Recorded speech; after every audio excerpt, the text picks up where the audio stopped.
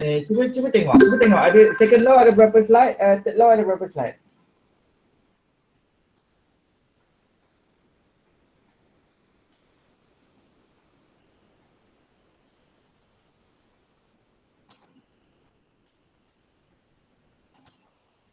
Reduce bacteria that causes acne.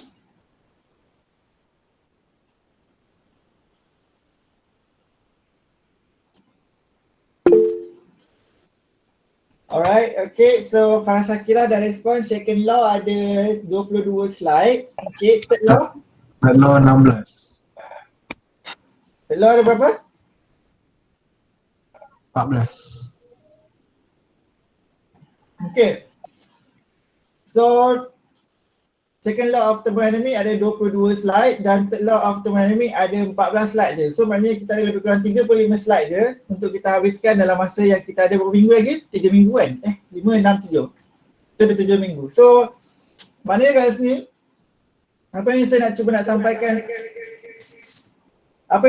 sampaikan dekat korang semua adalah first kali saya nak sampaikan yang korang dah berjaya melalui fasa-fasa topik yang sukar dan banyak. Tapi tajuk kinetik ada 3 topik dan tajuk first law of thermodynamics yang banyak. Okay, so setahap mana level kefahaman kamu saya kurang pasti. Cuma apa yang boleh saya konkludkan daripada perbincangan kita dalam kelas dan juga tutorial yang kita dah bincangkan, bagi saya tahap pemahaman kamu adalah baik dan perlu ditambah baik untuk mencapai lebih cemerlang dalam test dan juga dalam final nanti. Okey. Itu yang pertama. Yang kedua saya nak maklumkan yang bahawa 2 topik kita yang tinggal ni adalah sedikit sahaja dan dia cuma penambahbaikan daripada topik yang pertama yang kita dah belajar iaitu first law of thermodynamics. Okay, yang mana so you can sit back and relax and focus. Sebab apa? Sebab you dah berjaya melalui topik yang lebih sukar sebelum ni. So ini adalah like macam bonus and we are going to end our class soon. Okay, alright. So sebelum kita mula, let's play some game. Okay, alright. So since minggu ni adalah minggu keempat dan saya percaya kelas pun start dengan banyak deadline of assignment dan banyak test yang kamu dah buat dan sebagainya. So some of you maybe are going through some hard time at home. Mungkin kat rumah dia ada masalah internet or some family problem or friends problem ataupun relationship problem dan sebagainya. So let's play some game. Okay. Alright, tunggu sekejap. This game is gonna be depend on you sama ada dia akan jadi best ataupun tidak. Okay. Sebelum kita start class, let's play some game. Okay, wait for some time. Okay.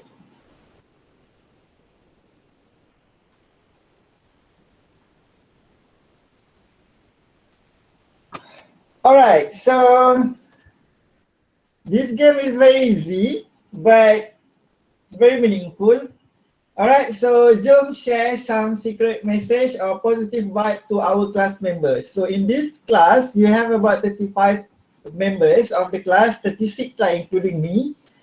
Okay, but then today we have 40%. Okay, maybe we have some of our friends from group A joining our class today. Thank you very much. Alright, so you can log in into www.menti.com and use the code 54960569 and you can write any message either to all our class members or you can just mention your friend's name there. You can mention your friend's name and write any message or anything that you want to say to him or to her. Pendek kata macam ni adalah ruang untuk kalau nak confess boleh confess. So kita tak akan tahu, saya dan kamu tak akan tahu siapa yang tulis tu, but the important point is the message will be there. Orang yang terima message tu akan boleh baca dan get that spirit or that positive vibe dan sebagainya. Okay, so saya tak akan tahu, kawan-kawan kamu tak akan tahu siapa yang tulis, but the important thing is message tu akan ada kat situ. Orang yang baca akan dapat semangat ataupun dapat something daripada tu. Okay, so kalau mungkin kamu tahu kawan-kawan kamu yang mungkin tengah dalam kesusahan ke ataupun tak ada apa-apa pun, just want to give some spirit ataupun maybe Khairul ada kawan perempuan yang dia rasa macam dia nak bagi some message, so boleh Crush crush ke or whatever. Anas. So saya bagi peluang kat sini.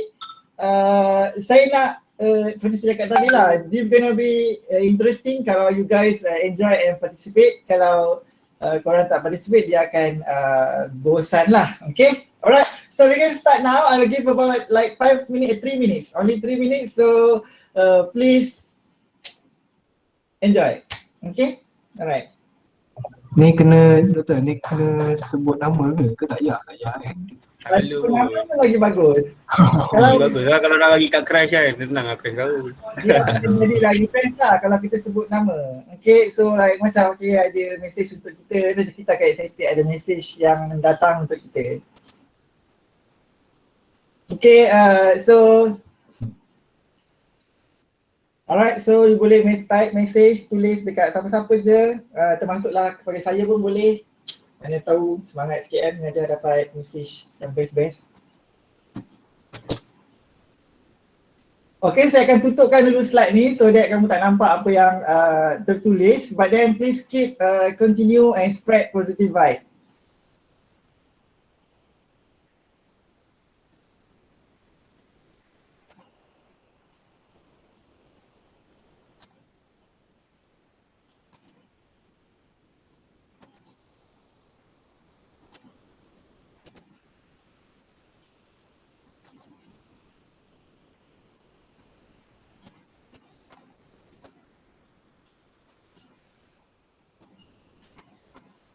Sadar percaya bergetar jiwa bersadar bercahaya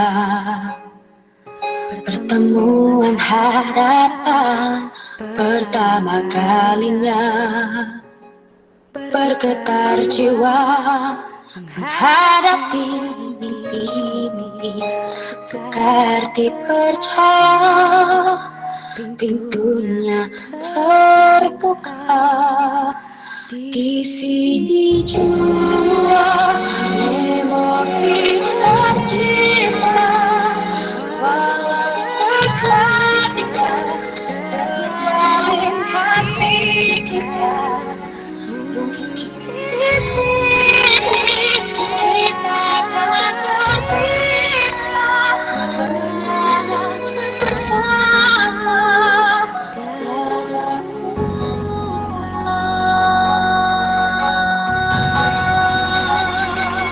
mendengar suara suri bisikan hati seiringan mencari aduan berseni bergetar jiwa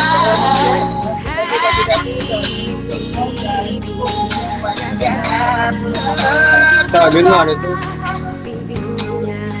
terbuka di sini juga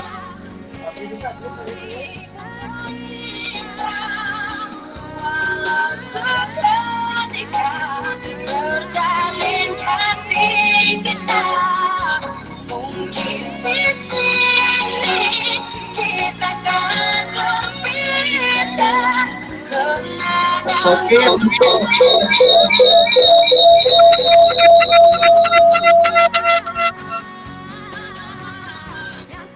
untuk yang lupa tak nampak password dia, boleh masuk www.menti.com dan masukkan password 54960569. Okay, alright.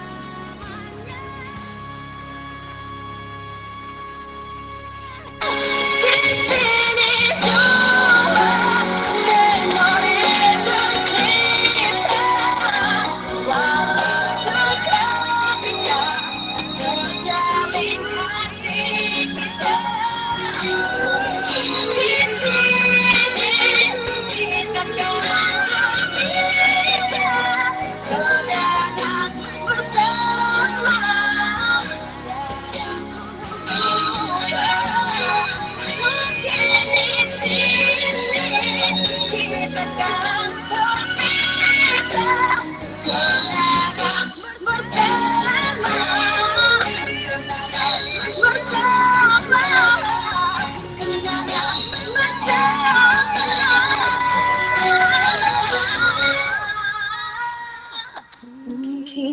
sini kita kan terpisah, kenangan bersama takkan ku lupa.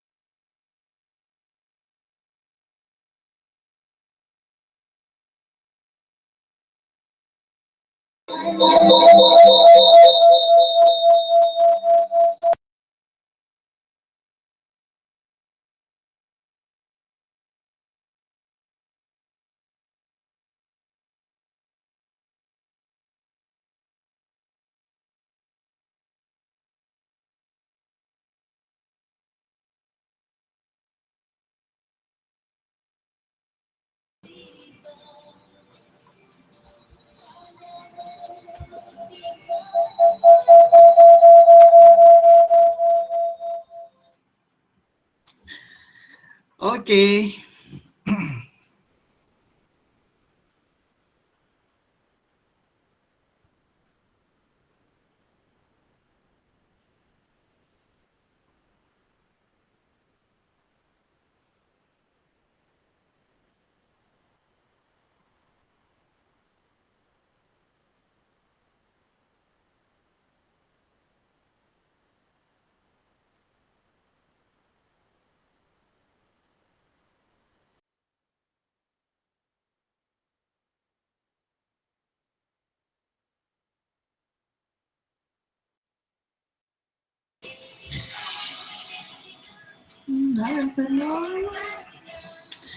Okay, jom kita tengok our secret message. To everyone, keep on going guys. Be positive and stay strong. We can do this. Love yourself, fighting, be happy. Everyone, you guys are the best. Fighting. We're gonna survive, fighting. Okay, celebrate the little progress we did. Every single things. I mean it, celebrate it. Stay safe and healthy. Don't stress, you can do this. Always remember that you guys are doing great and keep it up. We're all gonna make it together one day, fighting. All right, so sometimes imagine that you guys, all of you, 35 of you here, 40 of you here, one fine day in the convocation ceremony, in the convocation hall, so you guys are smiling to each other, are being there with your families, your parents, your mother, your fathers, your sibling is there to celebrate your success for all these 2 years in this diploma, and maybe you're gonna continue to your degree studies after this. You did well, hang in there. Don't stress, you can do this. Tak, aku siapa? Tak, sekarang bila? Dah tiba-tiba bahasa Melayu pula kan, spoil mood. Alright, tak, aku siapa? Ni macam mana cara baca dia ni? Mungkin saya rasa ni trend-trend ayat budak zaman sekarang kot. Hi group member saya, actually tadi orang baru sedar hantar assignment yang salah dekat my guru. So sorry gang, tak apa, dah kita doktor sebab doktor baik. Everything dah okay. Love you ma'am. Wah. To everyone, keep it up. Nak habis dah SEM 3. Dah nak habis dah SEM. Okay, don't be the best but be better than you were yesterday. Exactly. So keep doing a small thing in a good way. Keep doing a small thing in a great way and you're gonna be better from yesterday. Close your eyes for a moment. Hold my hand to that future. Let's run away. Mula-mula macam rasa macam nak semangat tapi Cringe lepas pula. dia nak lari pula. Macam romantik sikit lah ayat ni. Take a good care of ourselves too, everyone. Life is tough and things don't always work out well, but we should be brave and go on with our life. With our life. Exactly. Flowers will bloom wherever you go. So wherever you go, be a flowers that is kind, that gonna be happiness for everyone all around you. Okay, maybe sekarang ni korang hadapi hari yang buruk, sabar banyak-banyak sebab Tuhan sayang korang. Sebab Tuhan sayang orang yang sabar. Korang dah buat yang terbaik dah hari ni. Mungkin berkat kesabaran dan usaha korang hari ni, Tuhan akan jadikan hari esok lebih baik. Life is tough. Things don't always work out well, but we should be brave and go on with our life. Semoga kita dapat jumpa face to face sebelum habis diploma. Yes, exactly. We should. So I know some of us are struggling for the past this week. I am too. It's okay. You can let it out at once. It's fine. You are doing great. I believe you. Cheers up, everyone. Everything will be paid off. It's okay not to be okay. Sending virtual hug. Okay. Alright, don't think too much. Just do what makes you happy. Exactly. Sometimes you guys, please remember what I said. Sometimes don't think too much. Just do whatever you want to do and let it out. And then after that, just finish it and then that's all. Celebrate it. Okay. So, Noni Ham Sang Him Nehi. Apa benda ni? Saya tak faham. Maybe bahasa Korea kot saya rasa ni. Noni Ham Sang Him Ne. Maksudnya apa ni? Okay, Saidina Abu Safiq Kudri and Saidina Abu Hurairah meriwayatkan Nabi SAW bersabda, semua perkara yang menimpa seseorang Muslim sama ada letih, sakit,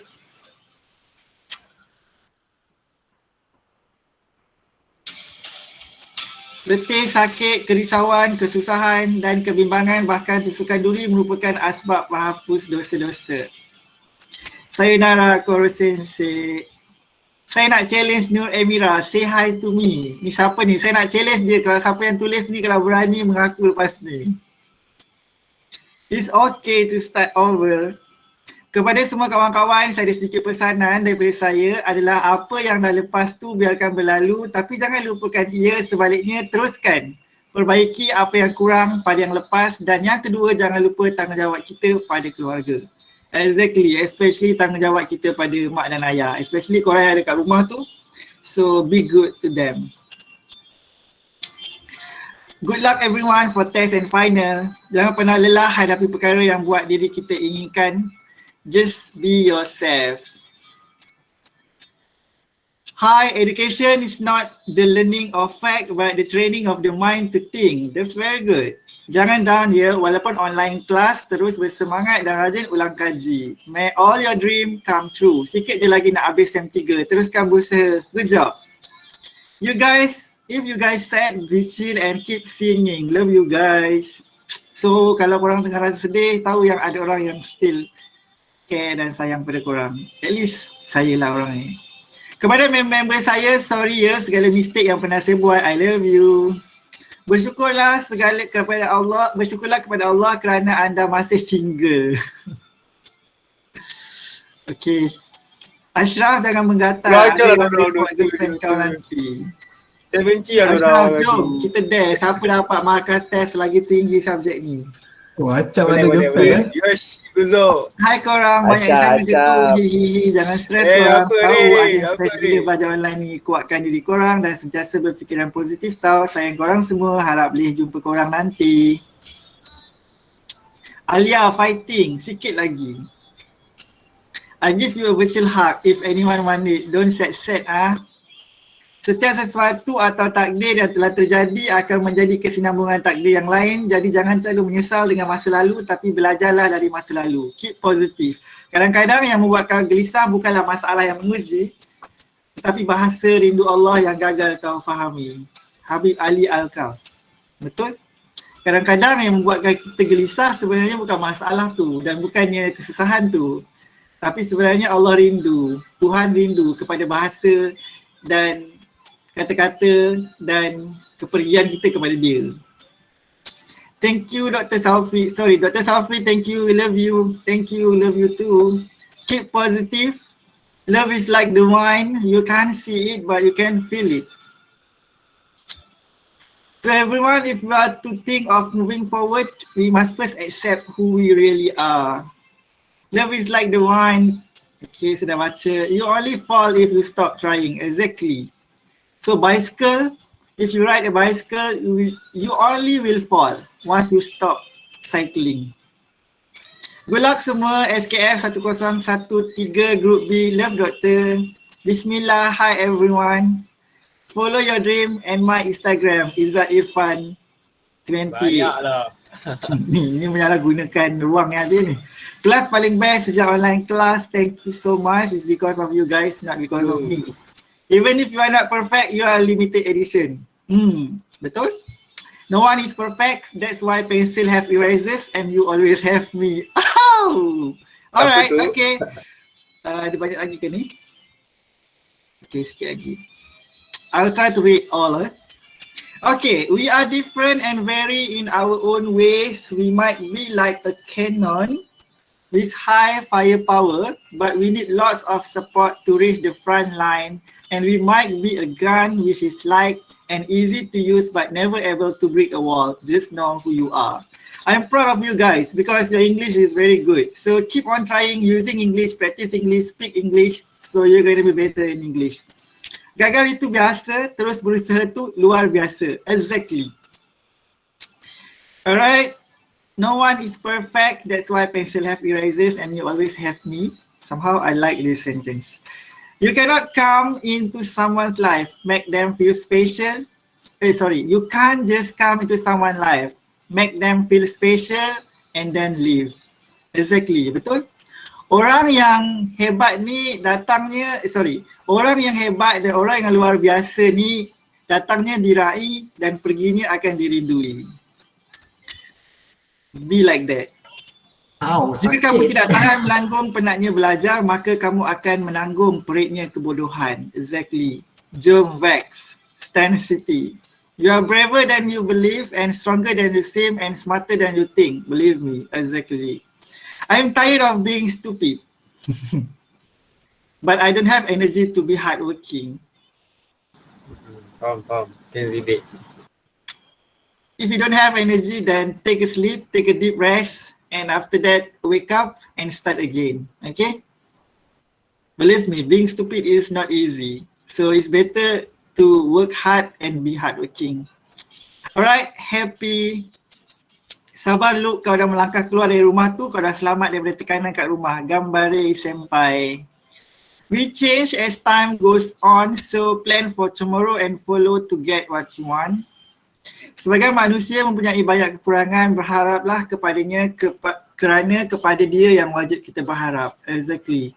So actually, the main things that lead to frustration is expectation. So the main things that lead to frustration is expectation. So we have to expect from the best and the correct person. Okay, so kunci kepada kekecewaan tu adalah pengharapan dan kita sepatutnya meletakkan pengharapan kita tu kepada orang yang betul lah. Okay, ada hikmah kenapa kita ditempatkan kat tempat kita sekarang. Tak sekarang, mungkin nanti kau tahu. Exactly, betul? Sebanyak benda yang saya lalui sepanjang hidup saya, we can't understand it. At the moment when it's happened, we can't understand it, and sometimes even we blame others, we blame ourselves and so on. But then apa yang Tuhan sebut, apa je yang kita dapat, sama ada benda tu baik atau benda tu yang kita rasa kurang baik, so just live with it, redha, and do your best dengan apa kapasiti yang you ada. And at the correct time, you akan nampak sebenarnya apa yang hikmah di sebalik semua tu. Saya lapar. Itulah kalau kat sini kita boleh pergi kafe tapi malangnya korang kat rumah, so pergi dapur sendirilah. So close your eyes. I will be there for you. I swear that it was true. Sentiasa aku pinjamkan bahuku. So sweet. We can get through this together. Thank you for always be there for me. it's okay to fall in life. Yes, it's okay to fall in life. I think I have shared with you before the quote from Japanese people. So Japanese quote, fall 7 times and wake up 8 times. Okay, that's all. 72 respond. Thank you very much. Kejap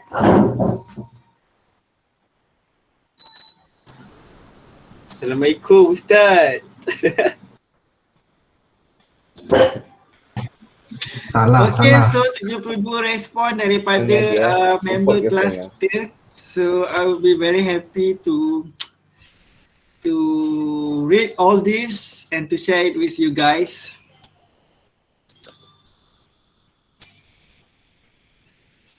Yang ada tak report girlfriend kan? Tak bisa bahasa Inggeris, bahasa Indo saja. Alah Is, Bahasa gurau apa je. tak kisah, yang penting tahu bahasa lain, dan that's the advantage Okay, alright, so cukuplah kita punya short session sebelum kita mulakan kelas. Okay, saya harap semua dah bertenaga. Kalau siapa yang lapar tu, kalau yang terlalu lapar boleh pergi ambil makanan lah sikit, at least lapik perut. Okay, so boleh kita mula kelas? Boleh doktor. Ada lagi ke ni? Kena tidur dah? Ustaz on. Okay. Boleh.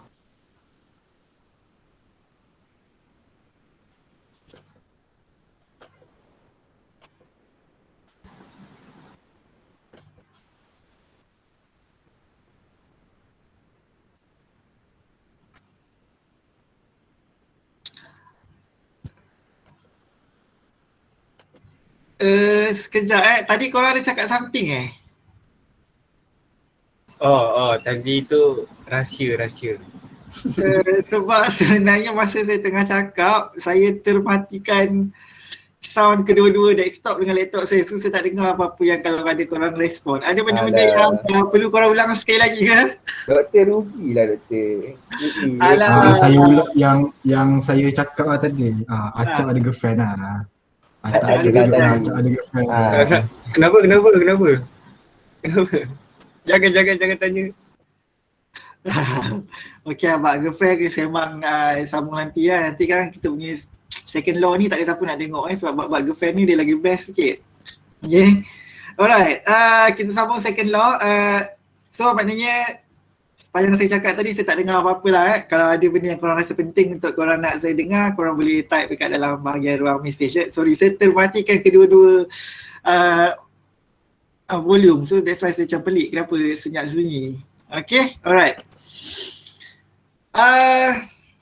Now kita masuk kepada topik kita yang seterusnya, iaitu topik kita yang kedua terakhir, iaitu second law of thermodynamic, iaitu hukum termodinamik yang kedua. Alright, so as an introduction, okay, kita dah tengok sebelum ni tentang dua objek, iaitu hot dengan cold. So kalau kita ada dua objek, iaitu objek yang panas dan objek yang sejuk, bila kita rapatkan dia hingga dia ada apa kat sini, kita panggil sebagai thermal contact. So kalau ada dua objek yang satu panas dan satu sejuk, kita rapatkan dia sehingga dia ada thermal contact, so akan berlaku thermal equilibrium. Okey, akan berlaku equilibrium sehinggalah kedua-dua temperature di bahagian panas dan sejuk ni, kedua-duanya mencapai temperature yang sama, iaitu T1 ataupun TA sama dengan TB. Katakanlah sini A, sini B. So bila mencapai thermal equilibrium, so TA akan sama dengan TB. This process is occur secara spontaneous. Proses ni berlaku secara spontaneous dan heat akan flow from hot to cold object.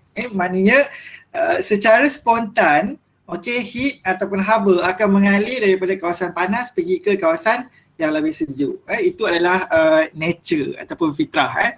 Alright. Ya saya. Bukan ni teori apa ni, Zero's Law ke? Apa dia? Teori Zero's Law, thermal equilibrium. Zero's Law of thermodynamic. Virus. Kosong. Susah juga. Ya. Betul. This is Zero's Law of thermodynamic. Sorry Daniel, saya tak dengar sangat. Okay, this is Zero's Law of thermodynamic, and actually this is just something I recap before kita masuk kepada topik second law of thermodynamic. Okay. Alright. So ini adalah konsep asas yang kita memang tahu dan kita memang faham daripada sebelum ni pun. Okay. So now saya nak bawa konsep tersebut masuk kepada topik second law of thermodynamics yang mana saya akan explainkan daripada pendapat on Thomson, Clausius dan Kelvin Planck. Okay, dalam explain about second law of thermodynamics ini, saya akan bercerita melalui satu term yang kita panggil sebagai Carnot. Okay, Carnot heat engine. Alright. So apa yang saya akan explainkan adalah, cuba kita bayangkan kita ada satu situasi, kita ada satu bahagian yang kita macam mana kita nak bayangkan, kita bayangkan kita ada satu tangki. Okey, satu tangki yang punya haba yang tinggi, iaitu haba dengan nilai Q2 ataupun T2. Okey, dalam tangki ni kita bayangkan ada banyak haba yang mempunyai nilai heat Q2 dan temperature T2. Alright. Dan dekat bawah dia, okey, kita ada satu sistem. Okey, kita ada satu sistem yang pada masa sekarang saya akan tuliskan dia sebagai, saya akan sebutkan dia sebagai engine. Okey, dan di bahagian bawah sekali kita akan ada satu tangki juga yang mempunyai temperature yang lebih rendah, ataupun saya tuliskan heat dia sebagai Q1. Alright. So, dalam second law of thermodynamics, dalam explaining about second law of thermodynamics, saya nak explain fenomena ni. Fenomena yang mana kalau saya ada heat yang banyak, heat tu saya salurkan kepada satu sistem. Okay, so bila sistem tu dapat heat, bila sistem tu dapat tenaga, apa yang sistem tu akan buat? Macam kita, kalau kita dapat tenaga, kita dapat semangat, apa yang kita akan buat kelas? Kita akan buat kerja, betul tak? Kan? Kita akan buat kerja, betul? Okay, so bila kita dapat tenaga, bila kita dapat semangat, bila kita dapat heat, kita akan buat apa? Kita akan buat kerja. Kerja untuk apa? Untuk selesaikan kerja kita lah. Okay, sama juga dalam sistem ni. So bila katakan kita salurkan heat pergi ke dalam satu sistem, okay, bila sistem ni dapat heat, bila sistem ni dapat tenaga, dia akan melakukan kerja. So that's why kamu nampak energy work ni pergi keluar. So maknanya work telah dihasilkan daripada dalam sistem ni pergi ke luar. Maknanya work telah dilakukan oleh sistem kepada luar apa? Luar adalah surrounding. Okay, dan kemudian heat yang selebihnya, okay, dia bagi heat masuk dalam sistem, tapi heat yang dapat tu kita gunakan untuk melakukan kerja. Tapi ada heat yang tak guna, kita tak guna dan kita tak perlu. So heat yang tak perlu tu apa yang kita akan buat? Kita akan salurkan balik turun ke tangki yang bawah ni. Okay, sebab konsep asas tadi apa? Heat akan mengalir daripada kawasan temperature tinggi kepada kawasan temperature rendah. So kawasan atas ni saya sebut tadi dia adalah kawasan temperature tinggi. Okay, heat akan mengalir masuk dalam sistem. Bila sistem dapat tenaga, dia akan melakukan kerja kepada surrounding. Dan kemudian tenaga ataupun haba yang selebihnya yang tak guna, yang tak diperlukan itu akan diriliskan masuk ke bawah ke dalam tangki yang kita tulis sebagai pada temperature T1 ataupun mempunyai heat sebanyak Q1. Okay. So dalam arti kata lain, Q2 ni adalah heat yang tinggi dan Q1 ni adalah heat yang lebih rendah. Alright. Ini adalah satu keadaan yang mana possible. Logik tak keadaan yang pertama ni kelas? Logik ke? Logik So dia boleh berlaku. Okay. Keadaan yang kedua. Heat daripada kawasan yang mempunyai energi rendah ataupun haba yang rendah, possible tak dia mengalir ke atas kawasan yang haba tinggi? Tak possible, betul? Sebab haba takkan boleh mengalir daripada kawasan rendah pergi ke kawasan tinggi secara spontan. Tapi dia boleh mengalir secara unspontaneous ataupun tidak spontan. Maknanya apa? Kamu tengok kat sini ada satu sistem yang kita anggapkan dia macam engine kat sini. So kita sekarang heat kita daripada kawasan temperature rendah nak pergi ke kawasan temperature tinggi. Secara spontaneous tak boleh kan? Jadi kita perlukan bantuan sistem engine dekat tengah-tengah ni. So engine ni macam mana dia nak pindahkan haba? Macam mana nak pindahkan haba daripada kawasan rendah pergi kawasan tinggi? Adalah dengan cara surrounding melakukan kerja kepada sistem ni. Maksudnya ada kerja yang dilakukan oleh luar. Daripada luar kita buat kerja kepada sistem tu untuk pindahkan haba daripada kawasan rendah pergi ke kawasan tinggi. Now it's possible ke tak? Possible. Okey, cuba korang fikir logik Contohnya air. Okey, air daripada kawasan atas daripada atas untuk mengalir ke bawah. Mudah ke tidak? Mudah kan? Secara spontaneous dia akan turun daripada atas terus turun ke bawah. Okey, tapi daripada air, daripada bawah naik ke atas, boleh ke tidak? Susah, kena ada tekanan. Kena ada tekanan, yes. Ataupun erti kata lain, kena ada kerja dilakukan kepada dia. Okey, korang tengok air terjun. Secara spontaneous kan turun daripada atas turun ke bawah. Tapi air pancut daripada bawah nak naik ke atas. Boleh tak berlaku? Dia takkan boleh berlaku secara spontan. Kecuali apa? Kecuali korang pasang pump, kecuali korang bagi tenaga elektrik, korang daripada surrounding, korang buat kerja supaya air tu daripada bawah, korang pressure dia naik ke atas. Betul tak? Betul tak kelas? Betul. So keadaan tu adakah dia possible ataupun tak possible? Possible. Possible kan? Yes, maknanya heat macam air tadi daripada kawasan bawah boleh naik ke atas, it's possible, tapi dengan syarat surrounding perlu melakukan kerja kepada sistem tersebut. Kita perlu buat kerja ataupun kita perlu bagi pressure menggunakan tenaga elektrik kepada air itu untuk push dia naik ke atas. Sama juga dengan sistem kita ni. Okay, so dalam sistem kita ni, haba daripada kawasan rendah nak pergi ke kawasan tinggi, daripada kawasan T1 nak pergi ke T2, tak possible. Kecuali kita melakukan kerja, work. Nampak nilai work ni dia tulis daripada luar masuk ke dalam. Maknanya kerja dilakukan kepada sistem. Okay, so bila kerja dilakukan kepada sistem, ada enjin yang dimasukkan, barulah boleh haba tu dipindahkan ke atas. Okay, itu situasi yang possible. Situasi yang kedua, situasi yang ketiga adalah daripada kawasan haba tinggi pergi ke kawasan haba rendah. So it's possible kan, tadi kita dah tengok, sebab bila kawasan haba tinggi turun ke kawasan kita punya enjin, bila enjin ni dapat haba ataupun dapat tenaga, dia akan melakukan kerja. Tapi dalam kes ni dia kata kerja ni tak dihasilkan, tetapi kerja dilakukan daripada luar masuk ke dalam. Okay, dan kemudian haba selebihnya akan turun ke bawah. Ini adalah keadaan yang tak possible ataupun forbidden kita panggil. Maknanya keadaan ni tak perlu berlaku dan tak boleh berlaku. Sebab kalau daripada tenaga haba yang tinggi untuk pergi ke tenaga haba yang rendah melalui satu sistem, maka bila tenaga tinggi, haba tinggi turun ke kawasan sistem, dia akan melakukan kerja sebab dia dapat haba, dan haba yang tak digunakan akan turun ke kawasan bawah. So work should be from inside to outside, bukan daripada outside pergi inside. So that's why kita katakan situasi yang ketiga ni adalah forbidden. Okay, so saya lupa nak bagi tahu nota yang kamu gunakan dan saya gunakan ni ada sedikit berbeza, tapi kontennya adalah sama. Sama je.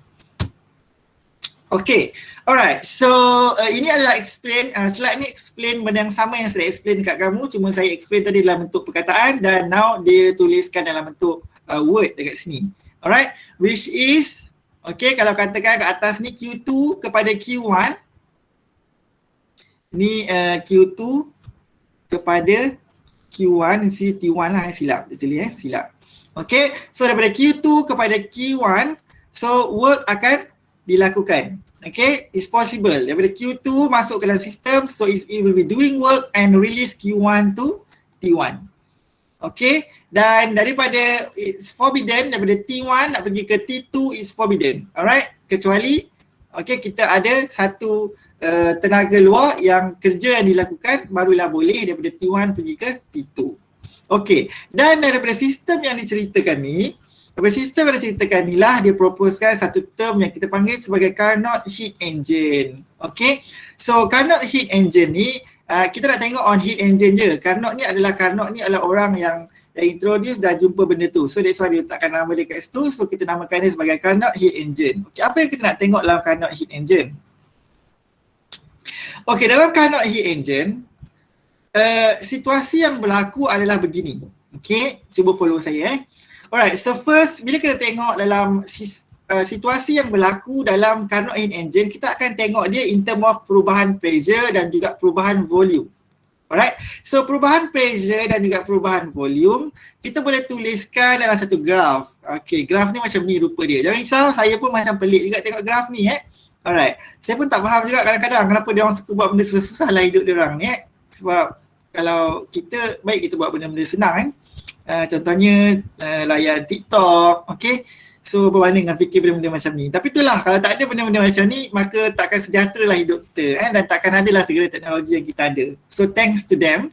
Alright, So what we need to do is just to learn and relearn. Alright? Okay, so dalam Carnot Heat Engine, dia cuba tunjukkan apa yang berlaku dalam proses tersebut, okay, menggunakan graf ni. Graf apa? Graf pressure melawan volume. Alright, so katakan kita ada satu sistem yang mana satu garisan ini, dalam garisan ni adalah situasi isothermal, yang mana daripada atas ni sampai ke bawah ni adalah temperature yang sama. Alright, so saya tunjukkan satu contoh. Okay, katakanlah kita tengok dalam situasi yang pertama ni, yang bawah ni iaitu heat engine. Dalam heat engine ni apa yang berlaku adalah, okay, dia dah daripada situasi point A. Masa point A ni akan berlaku isothermal expansion. Okay, ada dua situasi yang boleh berlaku dalam graf PB. Yang pertama adalah isothermal, yang kedua adalah adiabatik. Saya tak pasti kamu ingat ataupun tidak. Saya pernah sebut dulu dalam nota yang masa kita belajar sebelum ni, masa kita kenal tentang graf isothermal dengan adiabatik. Saya ada sebutkan yang graf isothermal dia lebih landai, graf adiabatik dia lebih curam. Okey, kedua-duanya menurun, tetapi isothermal menurun dengan lebih landai, adiabatik menurun dengan lebih curam. Maksudnya macam ni, contohnya macam ni. Dalam graf P versus V, okey, kalau isothermal dia akan turun macam ni. Dan kalau adiabatik dia akan turun macam ni. Nampak beza dia? So adiabatik lebih curam. So dekat sini kalau kita tengok dalam graf PV, saya faham akan timbul persoalan, but try to follow sampai habis. Okay, so A kepada B ini adalah graf yang landai. So ini adalah keadaan isothermal. Dan isothermal apa? Proses apa yang berlaku kat sini? Kita tengok volume dia, ni volume kat bawah ni. So volume A pergi volume B. Volume dia bertambah ke berkurang kelas? Bertambah kan? So bila bertambah maksudnya dia adalah proses expansion. So maknanya dekat sini dari A pergi B adalah proses isothermal expansion. Okay, so maknanya sepanjang A ke B ni adalah temperature yang sama, isothermal, T1 katakan. Alright, so kemudian daripada P pergi ke C adalah proses apa? Okay, dia curam, so dia adalah proses adiabatik. So adiabatik apa? Expansion ke compression? So B pergi C, dia punya volume dia bertambah ke berkurang? Bertambah kan? Sini kat sini energi lebih besar. So volume dia bertambah. So ini adalah adiabatic expansion. Okay. Dan daripada C pergi ke D, ini adalah proses apa? Ini adalah proses isothermal dan volume dia daripada C pergi D adalah volume dia berkurang kan? So dia panggil isothermal compression. Dan kemudian daripada D pergi A adalah proses yang mana akan berlaku adiabatic compression. Okay. Sebab volume dia berkurang dan bila dia curam ni adalah proses adiabatik. Okay, so itu adalah proses yang berlaku. Maknanya A daripada temperature tinggi, okay, dia expand pergi ke B and then kemudian dia turun kepada temperature yang lebih rendah. Okay, dan seterusnya proses itu akan berulang. Okay, dia expand, kemudian dia compress, dia expand, dia compress, dia expand, dia compress dan proses itulah menghasilkan tenaga ataupun kerja. Okay, alright.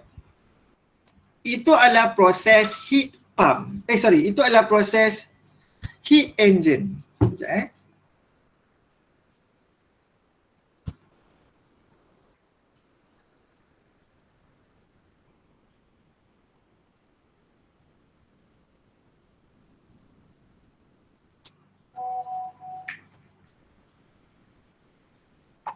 Okay.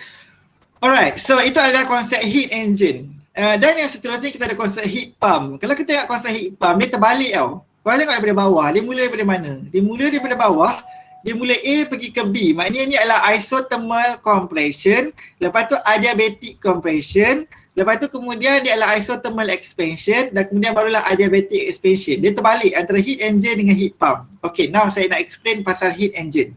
Okay, saya cuba blur kan? Okay, so now saya cuba nak tunjukkan supaya kamu lebih faham apa yang cuba saya sebutkan tadi. Okay, prosesnya berlaku macam ni. Kita cuba bayangkan kelas, kita ada satu sistem, kita panggil apa ni? Ombuh. Okay, bayangkan kita ada satu sistem ombuh yang macam ni. Okay, yang tertutup. Dan kemudian kita ada penghadang kat sini yang kita boleh gerak atas ataupun bawah. Okay, so now proses yang berlaku dekat sini adalah pada poin 1. Pada poin 1 ni apa yang dia buat adalah nampak ni Q2, maknanya dia supplykan heat kepada dalam sistem ni. So bila kita supplykan heat kepada satu sistem ni, bila sistem ni dapat heat, apa yang berlaku guys? Kerja. Ha? Dia buat kerja. Dia buat kerja, yes. Sebelum dia buat kerja, bila dia dapat heat, apa yang akan berlaku? Daniel. So bila sistem dalamnya ada gas kan? Okay, suddenly kita bagikan, increasekan temperature. Pressure. Pressure, yeah, exactly. But before that, okay, betul. Semua jawapan kamu tu betul. Okay, saya tak cakap tak betul. Cuma kurang tepat dalam konteks saya nak sampaikan cerita saya ni. Okay, so bila kita bagi Q2, kita bagi heat, apa yang berlaku kepada partikel dalam ni? Dia akan dapat tenaga yang lebih, betul tak? Yes, kinetic. Kinetic energy dia increase. Yes. Kinetic energy akan increase. So bila kinetic energy akan increase, apa yang akan berlaku? Dia akan expand, betul tak? Betul. Betul? Okay, so itulah proses yang berlaku sekarang ni, iaitu bila kita supplykan heat. Okay, bila kita supplykan heat, alright, so dalam ni, okay, bila kita supplykan heat dan kita nak heat tu maintain. Nampak tak? So, dalam case ni, bila kita supplykan heat, apa yang akan berlaku adalah partikel kita akan dapat heat tersebut, dia dapat energi lebih, dia akan bergerak lebih laju dan dia akan expand. So bila dapat heat tu akan menyebabkan sistem ni expand ke atas. Dia akan, sebab dia bergerak lebih laju, dia akan tolak sistem ni pergi ke atas, so maknanya volume dia akan bertambah. So that's why dalam proses ni kita panggil sebagai isothermal expansion. Sebab first kita bagi heat, kemudian dia kembang. Okay, kemudian lepas dia kembang, apa yang kita buat adalah kita jadikan sistem tu adiabatic, which is kita kekalkan heat dalam tu tak berubah. Okay, so now bila kita kekalkan heat dalam tu tak berubah, apa yang akan berlaku? Sekarang ni heat tak boleh keluar. Heat tak boleh keluar. Nampak tak dalam sistem kita ni guys? Dalam step yang pertama ni kan, bila kita bagi heat, gas akan mengembang kan? Setelah bila dia mengembang, adakah temperature dia naik? Dalam kes kita ni kita cakap dia isothermal. Maknanya apa? Temperature dia tetap. Macam mana temperature tu boleh tetap? Temperature tu maknanya akan, bila kita supply heat and then lepas tu dia expand dan kemudian heat tu dia release balik keluar, dia buang. Okay? Alright, tapi dalam situasi yang kedua, ni, lepas dia dah kembang ataupun dia expand, kita tukar sistem dia jadi sistem adiabatic. Bila sistem dia jadi sistem adiabatic, maknanya kat sini heat tak boleh keluar. Bila heat tak boleh keluar, tapi dalam masa yang sama, dalam ni ada banyak energi kan tadi kita bagi. So apa yang akan berlaku? Dia akan expand lagi, betul tak? Okay, sebab heat tak boleh keluar. Jadi heat yang ada tu digunakan, diabsorb oleh partikel tu dan partikel tu sentiasa bergerak dan berlanggar. So dia akan langgar dan dia akan expand the system. So that's why kita panggil dalam sistem ni adalah adiabatic expansion. So lepas dia expand, bila dia expand dah, so kita akan tukar balik sistem dia kepada keadaan isothermal. Okay, bila dalam keadaan isothermal, yang mana kita reducekan temperature dia. Tadi kita bagi temperature. Okay, now kita keluarkan heat dia. So bila kita keluarkan heat dia, apa jadi? Molekul kita tak ada energi. Bila molekul kita tak ada energi, dia tak bergerak. Bila tak bergerak, dia akan dikompreskan. So that's why situasi ni adalah isothermal compression. Dan lepas isothermal compression, again kita tukar sistem tu jadi adiabatic. Okay, pada waktu tu haba tak boleh keluar dan haba tak boleh masuk. Okey, jadi haba yang tinggal tu akan dan maknanya bila haba tak boleh keluar, haba tak boleh masuk, so molekul kita ni lama-lama dia semakin hilang energi. Bila semakin hilang energi, so dia semakin bergerak perlahan, maka sistem itu semakin dikompreskan. So that's why kita panggil sistem tu sebagai adiabatic compression. Okey, alright. So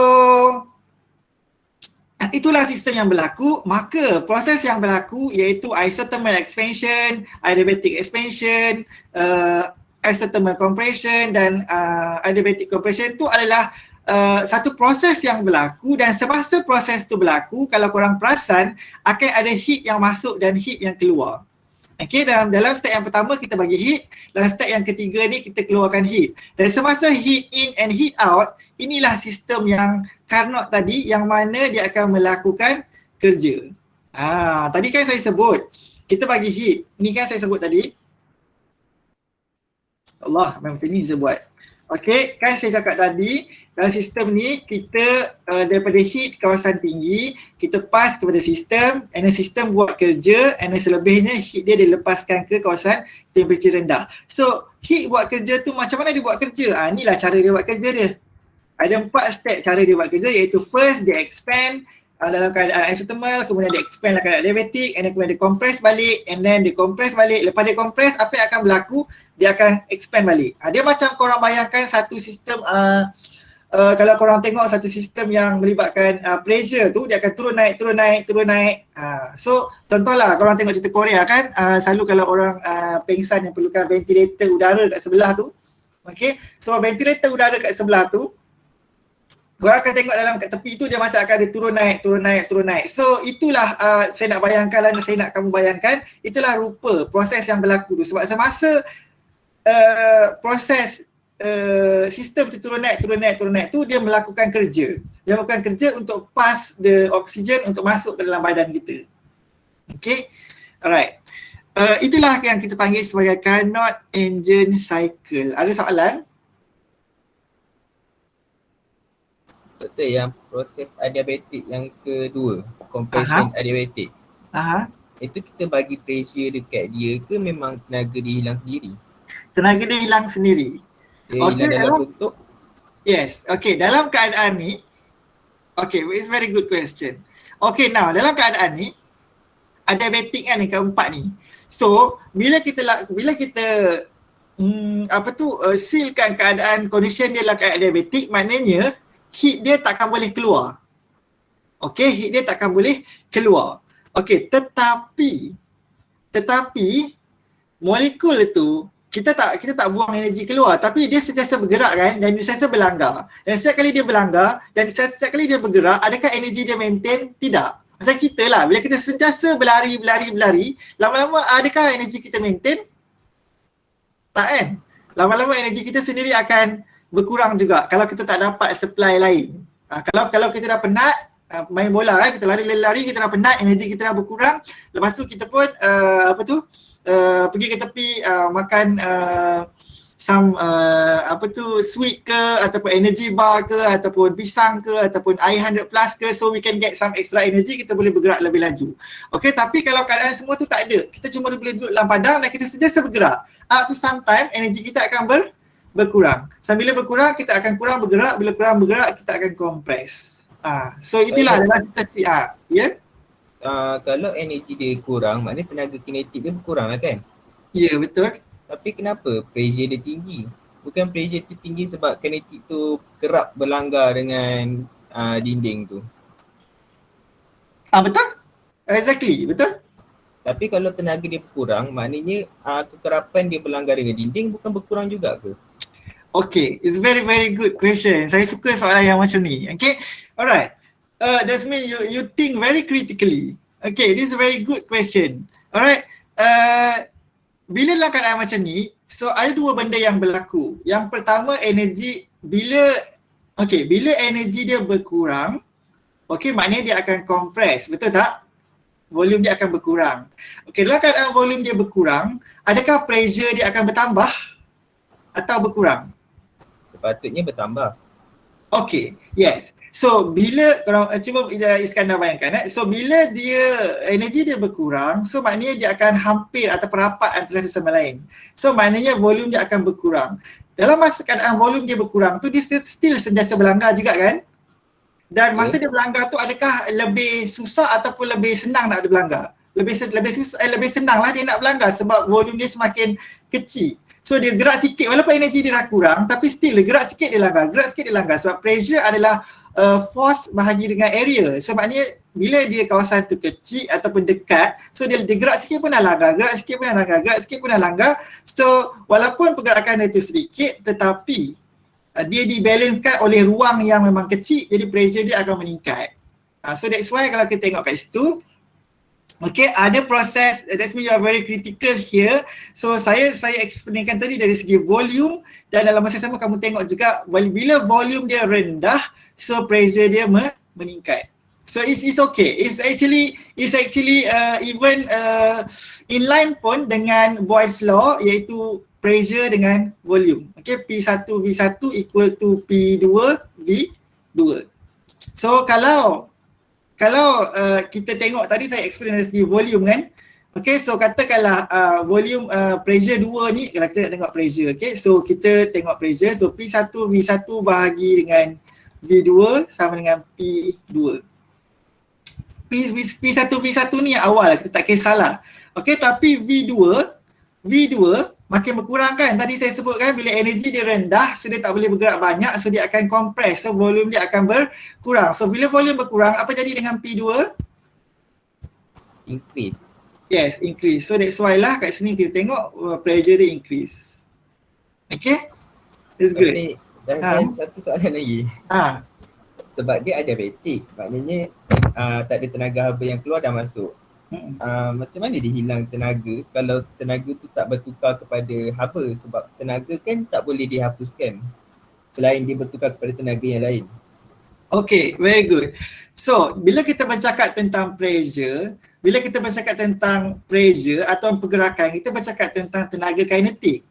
So, kita memang betul saya sebut sebelum ni, tenaga tak boleh dicipta dan tak boleh dimusnahkan, tapi dia boleh berubah bentuk. So, every time dia berlanggar dengan kawan dia, daripada kinetic energy, dia might be convert into a potential energy. So bila dia convert pergi potential energy, dia still ada tenaga, tapi dia tenaga tu tak digunakan untuk bergerak, tenaga tu untuk statik. So that's why ini untuk menjawab soalan Iskandar ni lah, maknanya dia tenaga tu tak hilang tapi dia berubah bentuk, dan dia berubah bentuk kepada tenaga potensial, yang mana tenaga potensial tu tak terlibat dalam pergerakan. So that's why dia akan effect kepada pergerakan dan pressure tu sendiri. Faham? Terima kasih. Okay. Alright, very good. Okay, so kita ada satu situasi yang saya nak gambarkan, iaitu tadi saya sebut ada dua benda, iaitu heat engine dengan heat pump.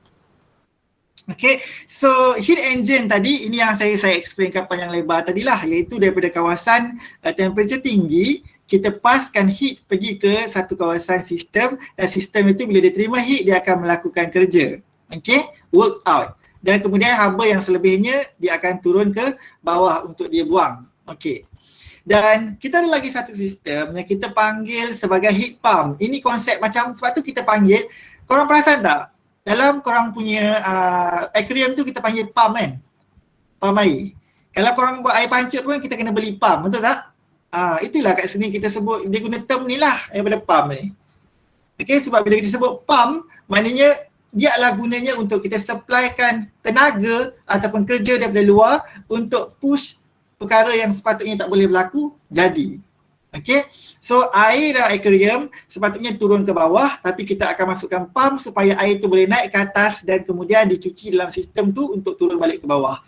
Okay, so ini adalah heat engine yang saya explainkan tadi. Dan dalam konsep heat pump, apa yang berlaku adalah energi ataupun temperature daripada heat daripada kawasan temperature rendah akan dipushkan naik ke kawasan temperature tinggi dengan menggunakan work ataupun electricity yang saya akan supplykan daripada luar. Okay, alright. Okay, now saya dah habis cerita introduction tentang heat engine. So now saya akan masuk kepada satu term lagi, iaitu kita nak tengok on dia punya efficiency of the heat engine tu sendiri. So bila kita bercakap tentang engine, kita akan bercakap tentang efficiency. Efficiency ni maknanya apa? Performance of engine tu. Orang biasa tengok kan iklan Petronas tu. So bila kita guna RON 97, so performance dia terbaik. Maksudnya apa performance dia terbaik? Dia tunjukkan minyak, bila kita pakai contohnya minyak RON 97 tu, RON 97 tu very licin dan menyebabkan kita punya engine kita dapat bergerak dengan sangat smooth dan tak ada friction, dan maknanya daripada engine tu semua performance engine tu boleh dipergi kepada power of kereta tu untuk bergerak dengan lebih laju. Okay. So bila kita bercakap tentang engine, dia mesti akan kita kaitkan dengan performance ataupun efisiensi dia, kebagusan dia. Alright, so now berbalik kepada kita punya Carnot heat engine. Okay, alright, so macam mana kita nak kira efisiensi dia? Mudah je. Cara nak kira efisiensi untuk heat engine adalah work total yang dihasilkan akan dibahagikan dengan Q2. Q2 ni apa? Heat in ke heat out? Heat in. Heat in. Kan? Maknanya kita nak tengok performance dia adalah nak tengok efisiensi adalah hasil yang terbentuk, work ni hasil lah kan, yang terbentuk dibahagikan dengan heat yang diberikan. Macam saya nak tengok kamu lah, macam mana saya nak tengok performance kamu? Saya akan comparekan antara hasil kerja yang kamu dapat bahagikan dengan usaha saya yang bagi kat kamu ni. Nampak tak? Okey, kita cuba tengok kat sini dari efisiensi tu. Kalau kita tengok dari segi analogi tu, kalau katakanlah saya bagi, ini Q2 kan, heat yang diberikan. Kalau katakanlah saya bagi ilmu tinggi, apa jadi dekat efisiensi? Jadi rendah. Jadi rendah kalau kamu tak berusaha ataupun tak melakukan something, betul? Betul. Saya punya efisiensi ataupun performance saya akan menurun kalau saya bagi kalau saya bagi banyak tenaga tetapi kamu tak melakukan apa-apa kerja pun dengan usaha yang saya berikan tu, efisiensi saya akan jadi rendah. Tapi cuba kamu bayangkan kalau saya supplykan heat, saya supplykan energy, saya supplykan knowledge, saya supplykan motivation, and then you yourself accept benda tu dan gunakan benda tu untuk menghasilkan kerja yang sangat tinggi. So apa jadi kepada efisiensi? Tinggi. Ya, efisiensi akan tinggi kalau work yang dihasilkan tu tinggi, betul tak? Betul. Okay, so samalah dalam kes kita ni. So kalau work yang kita hasilkan tu tinggi, efisiensi tu akan lebih tinggi berbanding dengan kalau work yang dihasilkan tu rendah. So untuk kira-kira efisiensi of sesuatu engine tersebut, formulanya adalah work total yang dihasilkan bahagi dengan heat in, iaitu Q2. Okay, dan macam nak kira work total? Macam nak kira work total?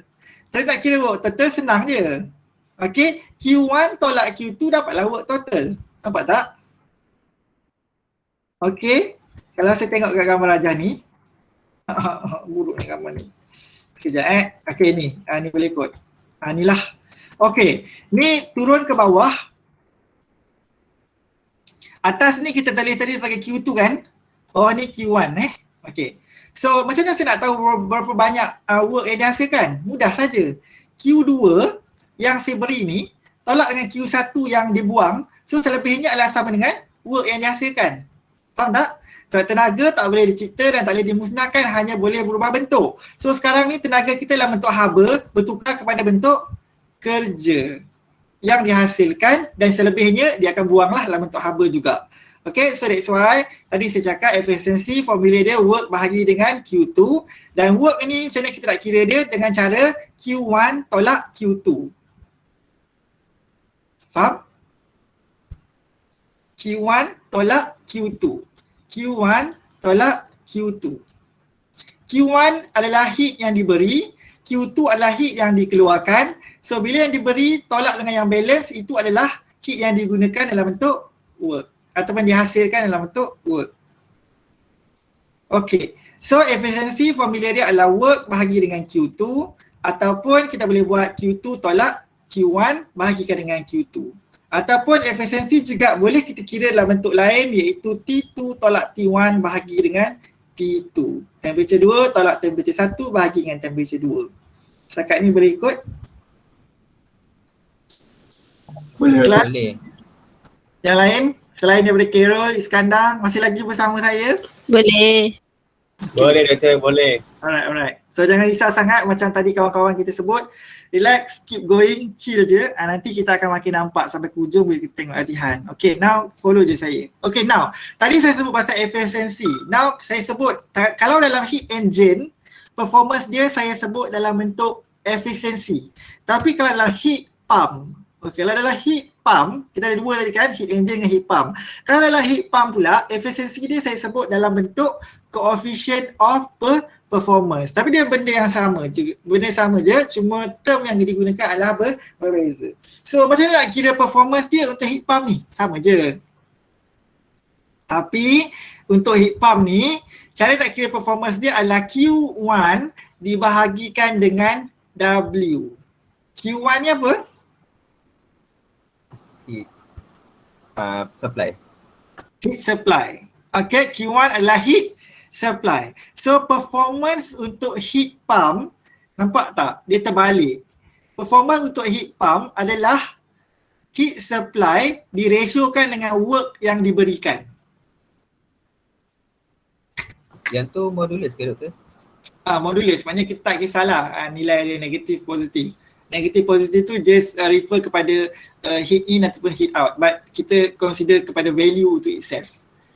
Okay, so kalau dalam coefficient of performance, dalam heat pump pula, kalau tadi engine tadi, kalau dalam engine, kita nak tengok performance dia melalui apa? Melalui kerja yang berjaya dihasilkan oleh tenaga yang diberi. Okay, dan daripada dalam heat pump pula, kita nak tengok daripada performance dia melalui apa? Melalui tenaga yang kita berikan tu, macam mana dinisbahkan oleh kerja yang diberikan daripada luar. Macam confuse kan? Tapi tak apalah korang cuba fikirkan analogi tersebut, comparekan dengan analogi yang pertama tu. So untuk performance, cara dia adalah Q1 dibahagikan dengan work. Okay, Q1 adalah Q1 lah, dan work adalah Q2 tolak Q1. Okay, ataupun T1 bahagi dengan T2 tolak T1. Ini adalah formula untuk kita kira performance untuk heat pump. Okay, so nanti next class saya akan bincangkan dalam kelas. So siapa yang boleh bagi satu analogi untuk memahamkan kelas dengan situasi yang lebih simple. Okay. Alright. Okay, now saya baru masuk kepada komponen utama yang saya nak ceritakan, iaitu tentang entropi. Okay. Alright. So what is entropy? Entropy adalah a measure of disorder. Okay, entropy increase if the level of disorder increase. Entropy ni refer kepada keadaan ketidaktentuan. Ketidaktentuan ni adalah pergerakan lah, refer kepada pergerakan. So lagi banyak pergerakan molekul tersebut, so maknanya lagi tinggi dia punya entropi. Alright, so kalau molekul tu bergerak, duduk senyap-senyap je, bergerak sikit, so maknanya entropi dia adalah rendah. Okay, so kalau dia bergerak lebih banyak, ketidaktentuan dia lebih tinggi, so maka dia punya entropi akan lebih tinggi. Alright, dalam Carnot cycle yang saya explainkan tadi, apa yang berlaku? Dua benda. Yang pertama adalah heat change into work. Perasan tak? Dalam heat engine tadi, saya supplykan heat, masuklah sistem tu menghasilkan kerja. Okay, itu yang pertama berlaku. Yang kedua adalah transfer of heat from hot reservoir into cold reservoir. Faham? Dalam Carnot cycle tadi ada dua benda yang berlaku. Yang pertama, kita supplykan heat dan kemudian dihasilkan kerja. Dan yang kedua adalah saya transferkan heat daripada kawasan temperature tinggi pergi ke kawasan temperature yang rendah. Okay, itu yang berlaku dalam Carnot cycle. Alright. So now, saya sekarang ini cuba untuk bawa kamu untuk keluarkan formula entropi. Okay, kamu tak jumpa lagi kan formula entropi? Now saya akan keluarkan formula entropi. Okay, kita tengok tadi kita lupakan heat pump, kita fokus pada heat engine. Okay, efficiency heat engine tadi adalah apa? Q2 tolak Q1 bahagi Q2. Betul ke? Betul kan? Ini formula kita tadi kan dalam heat engine. Q2 tolak Q1 bahagi Q2. Dan sama dengan T2 tolak T1 bahagi T2. Betul? Okay.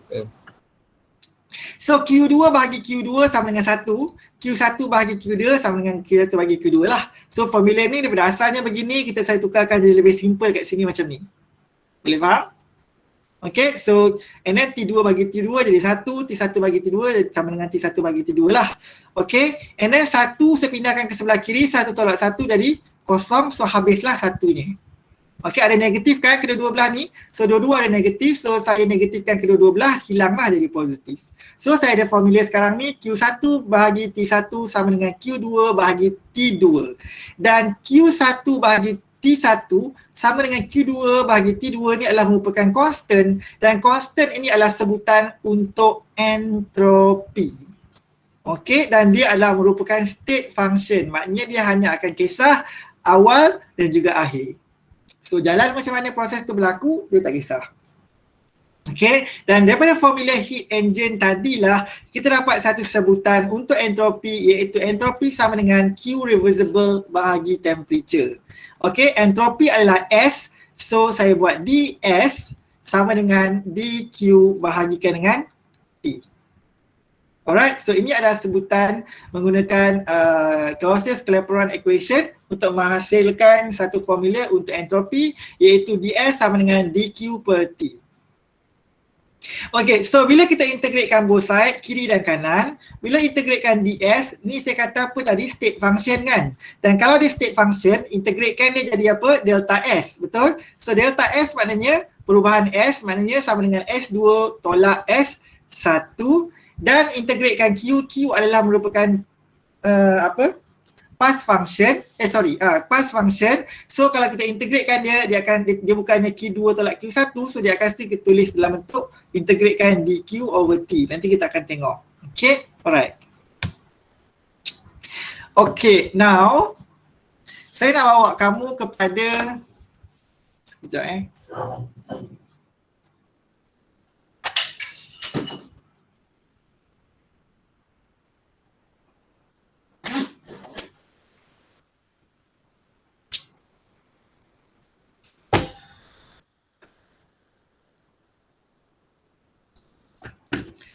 Okay, saya nak bawa kamu kepada formula yang lebih detail yang berkaitan dengan entropi. So dalam entropi ni kita tengok kepada beberapa keadaan. Yang pertama adalah kita nak tengok kita akan tengok keadaan untuk irreversible process. Irreversible process maknanya daripada A pergi ke B, kemudian dia tak boleh patah balik ke A. Alright. So tadi kita ada persamaan. Tadi untuk entropi. Entropi adalah dQ over T. Betul tak? Tadi integratekan dQ over T ni adalah sebutan untuk entropi. Okay, so entropi adalah entropi itu satu sistem adalah hasil tambah antara entropi irreversible tambahkan dengan entropi reversible. Okay, dan entropi reversible tadi kita dapatkan kat sebelah ni, entropi reversible sama dengan S2 tolak S1. So kita gantikan entropi reversible sama dengan S2 tolak S1. Maknanya S akhir tolak S awal lah. Dalam kes ni daripada B pergi A kan, reversible. So maknanya A yang akhir, so that's why SA tolak SB. Okay. So daripada Clausius-Clapeyron equation disebutkan bahawa integration of dQ irreversible over T akan kurang daripada kosong. Okay. So bila integration of dQ irreversible over T kurang daripada kosong, maknanya hasil tolak yang ini tambahkan dengan SA tolak SB akan kurang daripada kosong. Sebab kita bayangkan, satu nilai kosong. Bila kita satu nilai kosong, so bila kita tambahkan dengan SA tolak SB yang akan bernilai negatif, so kita akan dapat value yang kurang lagi daripada kosong. So daripada sini saya concludekan bahawa integration of dQ over T ataupun entropi adalah sama dengan integration of dQ irreversible over T tambah SA tolak SB, which is kurang daripada kosong. So bila macam tu, apa yang saya buat adalah saya pindahkan SB tolak SA ni, saya pindahkan pergi ke kanan.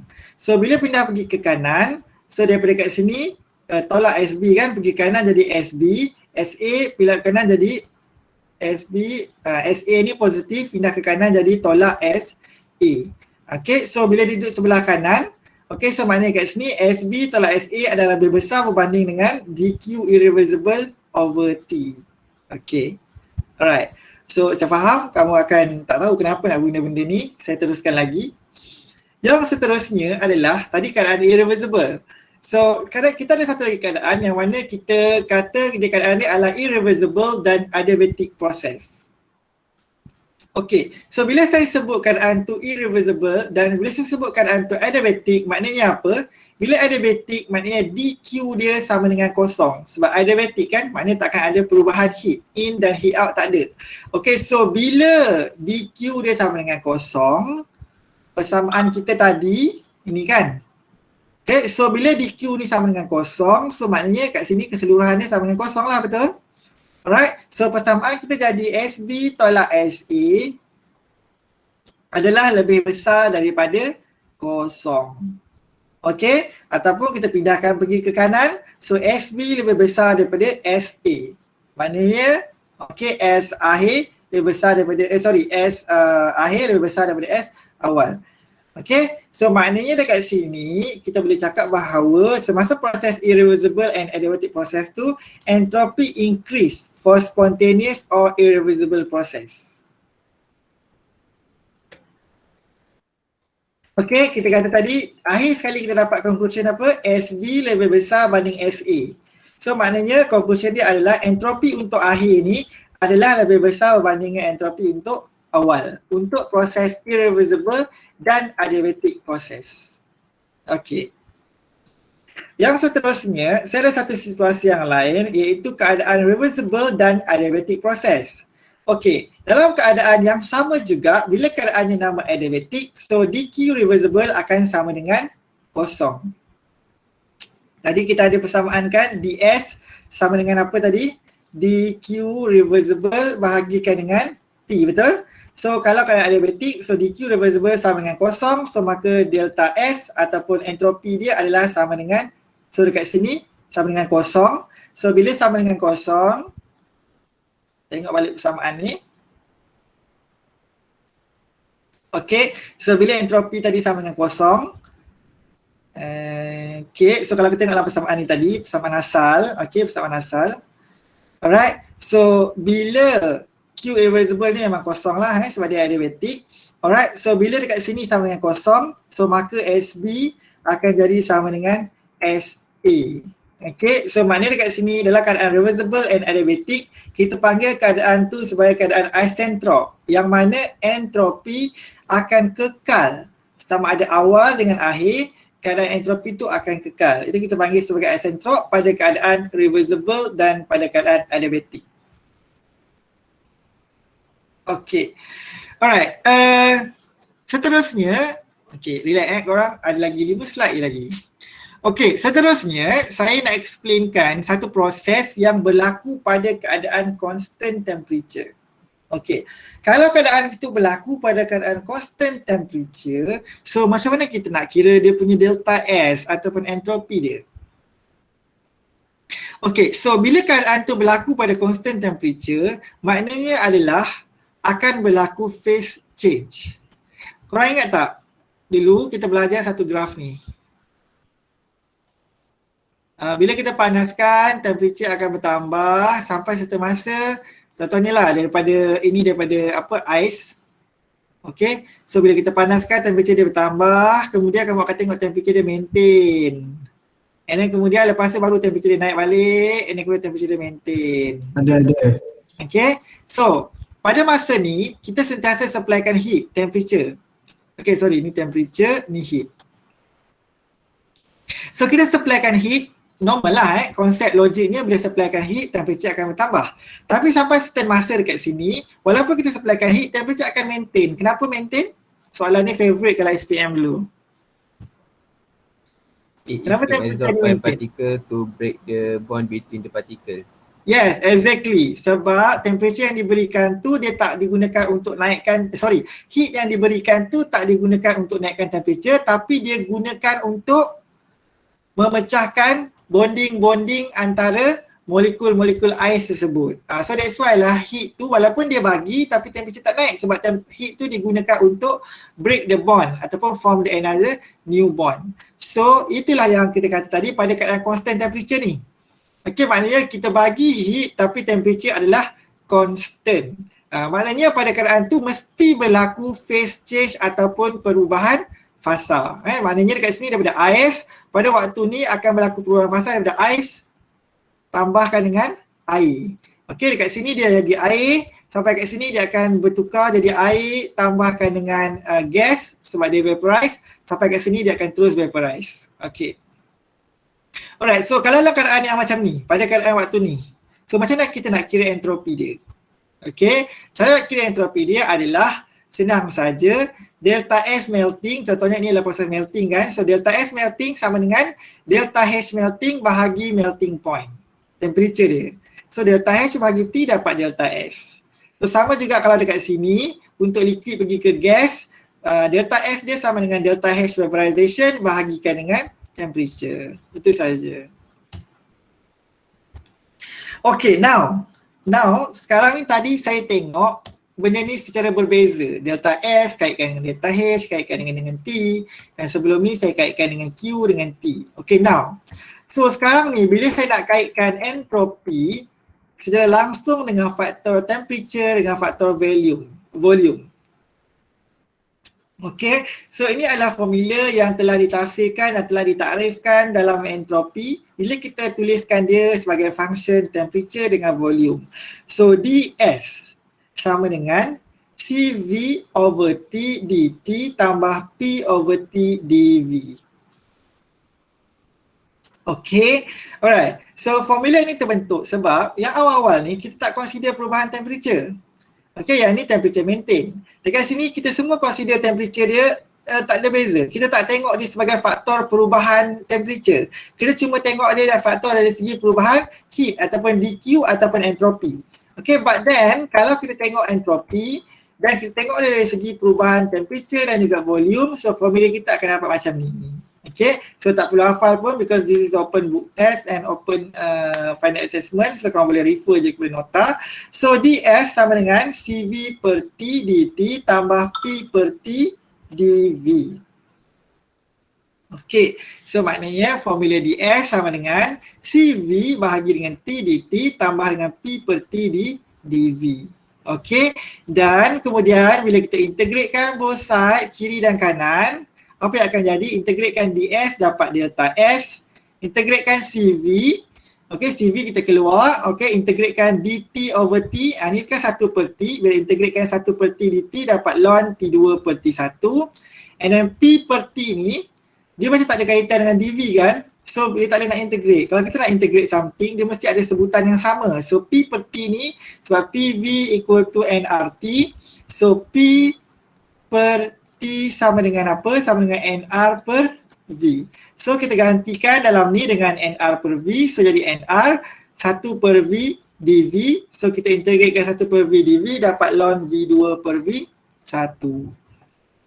So inilah persamaan untuk kamu kira delta S.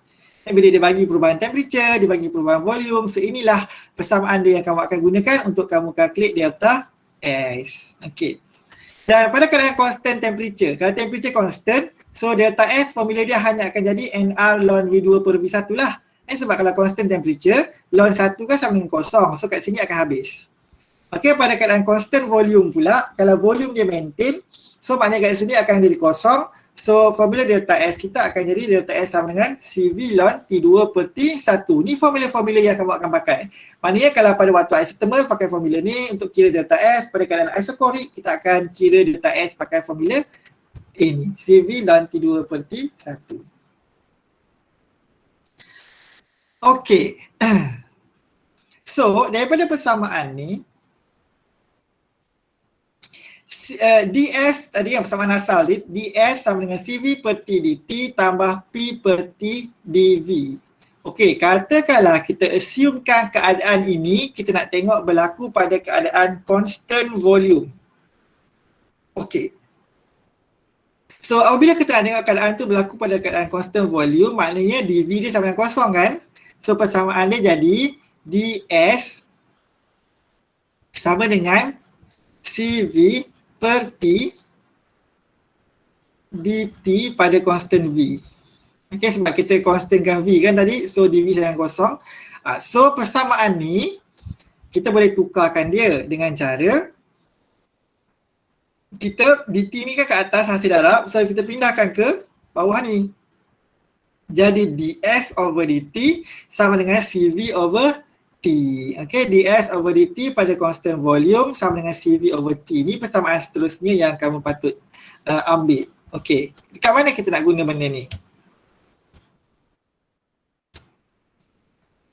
Okay, so tadi yang ini adalah ds over dt pada constant V untuk sama dengan CV dt. Ini untuk heat capacity at constant volume. Tapi kalau untuk heat capacity at constant pressure, so dia adalah benda yang sama. Cumanya apa yang akan jadi adalah sebab CV dengan CP adalah ratio yang sama. So kita just replace saja CV dengan CP. Dan kita tulis kat sini dia berlaku pada constant pressure. Okay. Okey, itu adalah persamaan yang antara persamaan yang kita akan gunakan kalau kita nak calculate the entropy. Alright. So dah habis dah Okay, so yang terakhir saya nak bagi satu formula iaitu macam mana kita nak kira delta S kalau dia melibatkan persamaan kimia pula. Okay, contohnya A plus B menghasilkan C plus D. Okay, so macam nak kira delta S dia? Okay, so mudah sahaja.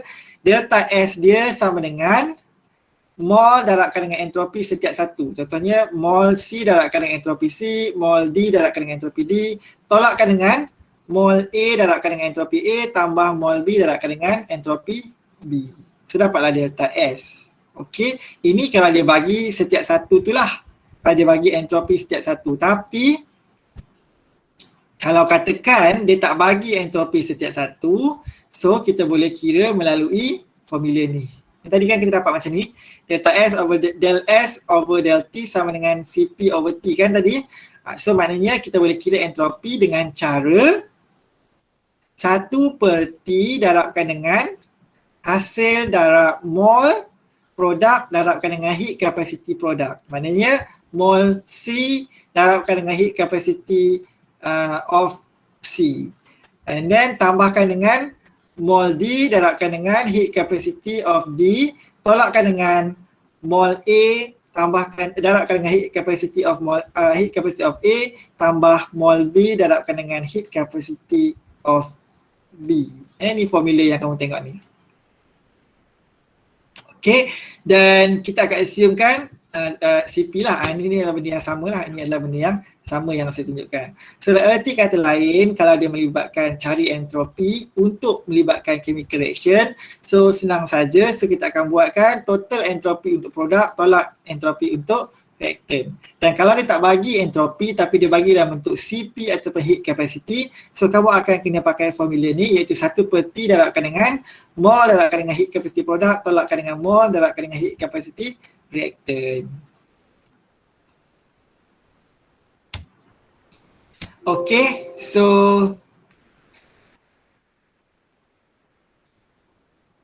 sekian saja nota yang saya nak explainkan untuk topik second law of thermodynamics. Okay, ada apa-apa soalan? Agak memeningkan tapi tak apa, itu faham. Okay, agak memeningkan. Doktor nak nota slide ni boleh tak? Okay, kejap lagi saya sharekan nota slide ni lah. Dia nota yang sama je kalau kamu tengok kepada slide yang saya bagi dekat kamu. It's the same thing. Okay, awal-awal tu saya, doktor bila midterm kita? Hari Ahad minggu ni. Okay, sekejap lagi saya cerita pasal midterm. Okay, so nota yang saya bagi dekat kamu adalah nota yang samalah. Okay. Alright, sebab kalau kamu tengok kat sini, ini tadi, ini adalah kalau kita nak kira entropi, kalau dia bagi entropi untuk reaktan dengan produk, so produk tolak dengan reaktan lah. Okay, ataupun entropi juga kamu boleh kira melalui delta CP ln T2 per T1. Ini adalah salah satu formula dia lah. Okay, kalau kita ada perubahan CP, maknanya tadi kan perubahan CP kan, dalam nota sebelum ni tadi, kan saya tunjukkan perubahan CP. Macam mana nak kira perubahan CP yang ni tadi. Okay, ni adalah perubahan CP lah kan. Okay, dalam ni adalah perubahan CP. So, perubahan CP and then darabkan dengan ln T2 per T1, kita akan dapatlah delta S, value delta S. Okay, so yang ini adalah contoh soalan. The good thing about this note adalah kita ada contoh soalan. Okay, saya boleh tunjukkan sekarang. Okay, waktu bila kita nak pakai formula-formula tadi tu. Okay, saya cerita daripada awal. Okay, kenapa saya cerita daripada awal adalah saya cuba explainkan dekat kamu macam mana formula-formula yang saya gunakan tu dapat. Okay, but then it is not really necessary for you to understand it very, very well. If you find it very difficult to understand the concept of how we get that equation, so up to your level now, so you can just pick that equation and use it in to solve any problem that given to you lah. Alright. Contoh soalan yang dibagi adalah Ini adalah benda yang sama tadi kamu jumpa kan semua nota-nota ni. Delta S sama dengan NR ln V2/V1 pada keadaan apa? Isothermal. Okay. Kalau dalam keadaan isokorik, so delta S sama dengan CV ln T2/T1. Okay. Dalam keadaan isobaric, delta S sama dengan CP ln T2/T1. So nota-nota formula-formula yang saya kotakkan dengan kotak merah tu adalah formula-formula penting lah yang kamu akan gunakan. Okey, kita tengok contoh jangan pening-pening Kita tengok contoh soalan dia. Okey. Contoh soalan yang akan dibagi macam ni lah 2 mole of nitrogen gas at 300 Kelvin dan 1 atm is thermally heated until 600 Kelvin. Okay, dia dipanaskan sampai suhu 600. Calculate the entropy change if the heating is carried out through. Dia minta calculate entropy change, maknanya delta S. If the heating is carried out through keadaan isobaric reversible process. So kita dengar je isobaric reversible process. So kita buka dekat formula isobaric tadi. Ni. So this is formula isobaric. So dia melibatkan dP, constant pressure. So dQ sama dengan Cp dt. Ini dulu kita belajar kan, Cp sama dengan dQ over dt. Okay, dan daripada situ kamu boleh tuliskan dan kita dapat formula ni. Delta S sama dengan Cp integrate dt over t. Okay, so kita tengok macam mana dia buat. So kita ada yang ni, ds sama dengan Cp dt over t. Okay, alright, so daripada sini kita integratekan both side, integratekan ds dapat delta S, Cp, integratekan dt over t dapat ln T2/T1. Okay, so delta S sama dengan Cp, so Cpn ni adalah mole gas, so mole gas ni berapa? Dia kata 2 mole, so 2 mole, terapkan dengan Cp dia bagi tahu 27 joule per Kelvin per mole. Okay, so jadi 27 joule per Kelvin lah sebab mole dia dah potong kan, mole dengan mole.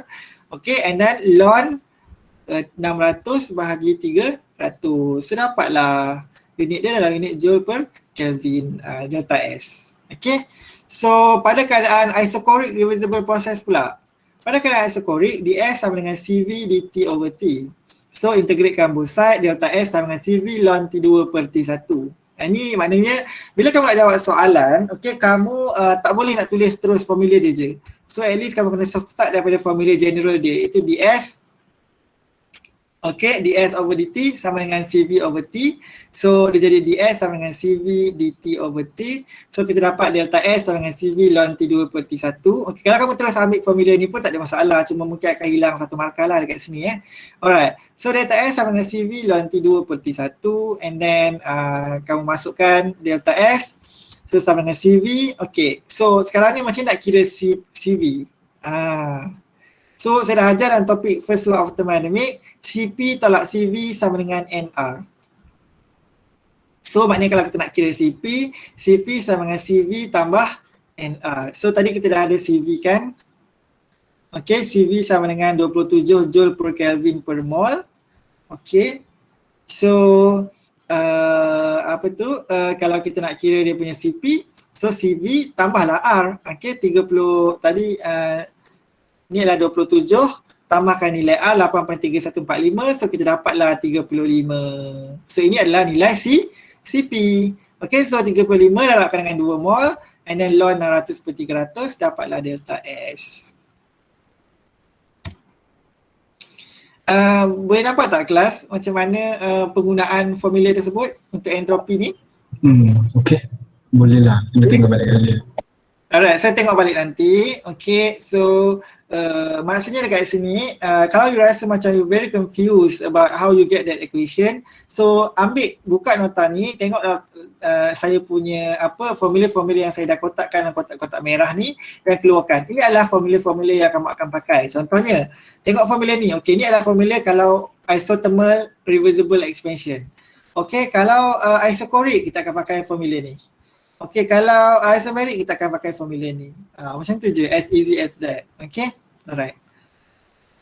Okay, ini pula adalah satu situasi yang mana kita calculate delta S untuk keadaan pada constant temperature. Okay, sebab dia kata kat sini 1 mole of ice heat from temperature 250 kepada temperature 300 And then dia minta calculate the entropy change for system. Okay, minta calculate the entropy change if heat capacity at constant pressure of water and ice is 75.3 and 37.7. Heat capacity at constant pressure maknanya CP lah. Maknanya CP untuk water 75, CP untuk ice adalah 37.7 Joule per Kelvin. And 6.02 kilojoule per mole of heat is absorbed during the ice melting. Okay. So first dia minta calculate entropy change untuk satu sistem. Dia kata daripada ice jadi air. Okay, so kalau pada waktu ice suhu 250 ni adalah ice. So maknanya daripada suhu 250 dia akan pergi ke suhu ais 273. Ini adalah pada waktu bila? Ini pada waktu ais dengan air pada keadaan yang dia bercampur. Temperature dia maintain. Okay, daripada dia ais suhu 250, maknanya macam ni lah suhu air 250 ni maknanya tolak 273. So sini adalah suhu 250 Kelvin ataupun negatif 73 tolak 50. Okay. 23. Ini adalah 23 degree Celsius. Negatif 23 degree Celsius kat sini. So bila kita panaskan, apa yang akan berlaku daripada negatif 23, kita akan naik pergi ke suhu berapa? 0 degree Celsius. Ini yang 273 ni. Tapi dia still dalam bentuk ais. Okay, kemudian dalam bentuk ais ni, kita akan panaskan lagi. Okay, temperature dia akan maintain juga 0 degree Celsius, tapi kat sini dia jadi air, H2O. And then daripada suhu kosong barulah dia naik kepada suhu 300 Kelvin iaitu 23 degree Celsius. That's why kamu tengok dia tulis kat sini proses yang berlaku tu macam ni, daripada ais suhu 250 kepada ais suhu 273 and then ais suhu 273 kepada water suhu 273 dan kemudian water suhu 273 kepada water suhu 300. Okay, let me try to explain to you. Okay, untuk kita kira delta S, kat sini dia bagi apa? Heat capacity at constant pressure. Okay, maknanya dekat sini apa yang berlaku adalah kita boleh guna rumus yang ada CP. Dan apa yang berlaku adalah berlaku perubahan temperature daripada 250 pergi ke 300 Kelvin. Okay, alright. So maknanya kamu boleh pakai rumus, kamu tengok balik rumus apa yang ada CP dan ada perubahan temperature. Okay, so kalau kamu tengok kat sini, ini adalah rumus CV. Tak boleh. Okay, ini adalah rumus CP. Okay, delta S, kita tengok kat sini lah. Okay, ni Okay, untuk keadaan isobaric, so pressure dia maintain. So delta S sama dengan CP, ln T2 per T1. So boleh pakai formula ni untuk keadaan, untuk fasa yang pertama ni. So delta S sama dengan CP, ln T2 per T1. T2, T akhir dia 273, T awal dia adalah 250. CP dia bagi tahu adalah 37 untuk ais.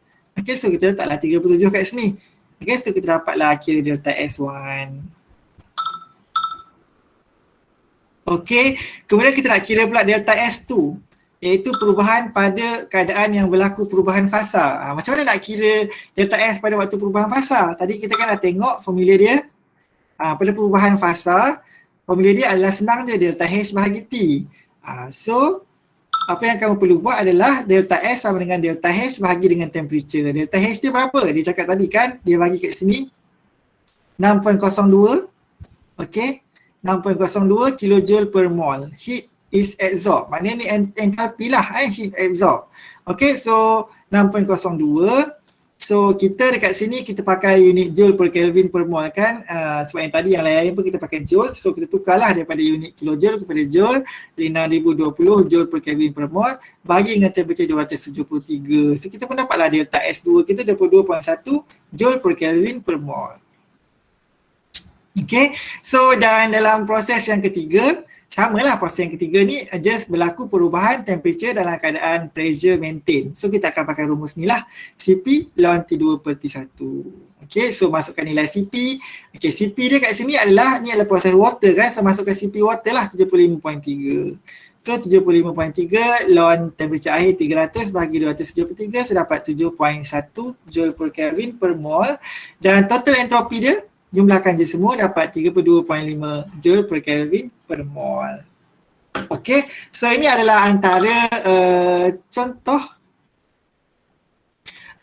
di mana contoh soalan yang kita akan menggunakan aplikasi formula-formula yang kita belajar dalam tajuk Second Law of Thermodynamics. Okay. Alright, so untuk final assessment pula, untuk test midterm test, so saya akan membawa midterm test akan membawa markah sebanyak 15%, dan midterm test akan dilaksanakan pada hari Ahad ni.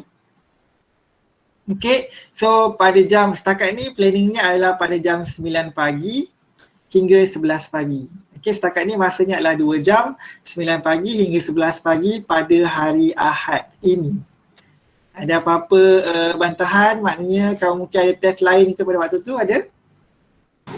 Tak sure. Barangkali ada. Ha? Sebab biasa subjek SFU saya ada test pukul 9 sampai 12 Bila?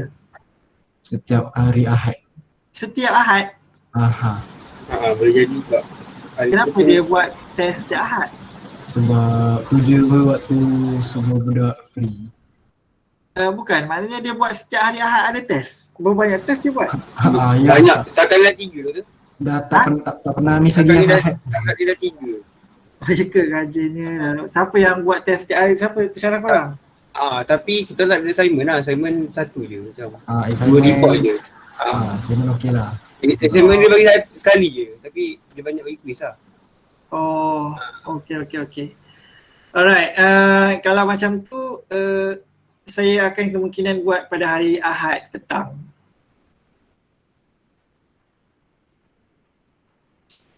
Boleh?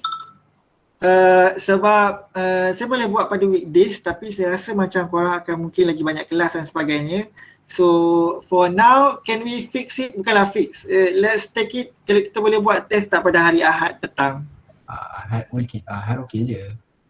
Okay, so for now tolong lockkan buat masa sekarang hari Ahad petang untuk buat test, midterm test untuk physical chemistry.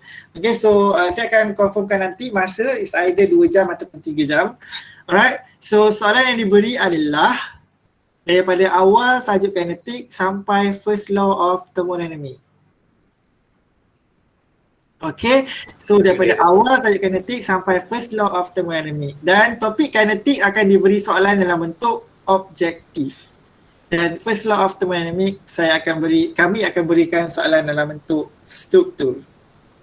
Ada berapa total soalan betul ke? 40 sampai. Tak adalah, tak sampai 40 pun. Okay, soalan objektif mungkin dalam 20 ke 15 macam tu. And then soalan objektif, struktur pun dalam 15 markah macam tu lah lebih kurang. Okay. Boleh. So itu adalah untuk midterm test. Midterm test macam biasalah, kamu akan jawab dan kemudian uploadkan dalam My Guru. Boleh berbincang ke tak, so itu terpulang. Soalan tu akan diberi dalam keadaan yang kamu bebaslah untuk buat apa saja untuk menjawab soalan tersebut. Okay, dalam masa yang telah ditetapkan. So sekejap lagi ataupun paling lewat malam nantilah saya akan bagi contoh soalan tutorial dan jawapan untuk topik first law of thermodynamics. So kita akan tengok nanti contoh-contoh soalan untuk calculate W, Q, delta U dan sebagainya. Sebab saya dah bagi ke hari tu? Saya dah bagi kan? Saya dah bagi ke contoh tutorial first law of thermodynamics? Macam tak ada je. Macam tak ada. Tak apa, nanti saya buat balik. Mungkin kalau tak ada, saya akan bagi contoh soalan dan kemudian nanti saya akan bagikan jawapan. Maybe dalam esok saya akan bagi jawapan. Boleh? Boleh Doktor. Okay. So itu bagi saya untuk masa sekarang. Kita dah habis first law, second law of thermodynamics. Minggu depan saya akan masuk third law of thermodynamics dan minggu 7 kita dah habis pun semua. So kita akan buat revision untuk final exam. Saya akan bantu kamu untuk strengthkan kekuatan kamu untuk menjawab soalan final assessment. Okay. So untuk now, my suggestion is gunakan masa yang ada untuk study, buat latihan, tutorial untuk topik first law of thermodynamics untuk persiapan kamu punya midterm test untuk weekend ni. Okay. Kemudian nanti minggu depan saya akan masuk third law dan kemudian kita akan, third law tu sikit je. Okay, habis third law kita akan fokus balik kepada second law untuk kalau ada benda yang kamu tak faham, soalan dan sebagainya. Boleh kelas? Okay, so untuk masa hari yang ada ni, pada pendapat saya, fokuskan untuk cuba buat latihan dan fahamkan untuk tajuk first law of thermodynamics dengan kinetik lah. Alright. So itu esok saja. kelas tak ada doktor? Ha? Esok kelas tak ada? Besok saya akan tengok, saya akan bagi latihan, so kita akan tengok sama ada kita akan gunakan sebahagian masa tu untuk bincangkan latihan, kemungkinan besar. Okey doktor, boleh. Okay, so saya akan bagi latihan, so saya harap kamu boleh cuba buat dan kita akan bincangkan, at least kita dapat bincang sikit bersama sebelum kamu menjawab soalan test nanti. So bukan tak ada kelas, reserve dulu, so mungkin saya akan buat sama ada 1.5 jam macam tu lah, bukan full lah sebab saya bukan buat kelas, saya akan cuma buat perbincangan soalan saja. Okay, ada apa lagi soalan? Okay, kalau senyap je saya assume tak ada apa-apa soalan dan okay, tak ada setakat ni, so balik tolong buat latihan. Tolong buat persediaan untuk kita punya midterm test hari Ahad ini. Buat masa sekarang akan dijadualkan bermula pada mungkin dalam jam 2:30 petang. Okay. Alright, so itu saja untuk saya pada hari ini. Terima kasih banyak atas perhatian dan respon daripada anda. Kita jumpa lagi untuk kelas pada hari esok. Alright, so Assalamualaikum dan salam sejahtera. Bye-bye. Waalaikumsalam. Okay, dan siapa yang belum makan tu pergi makan. Sama. Say doktor. Alright. Doktor.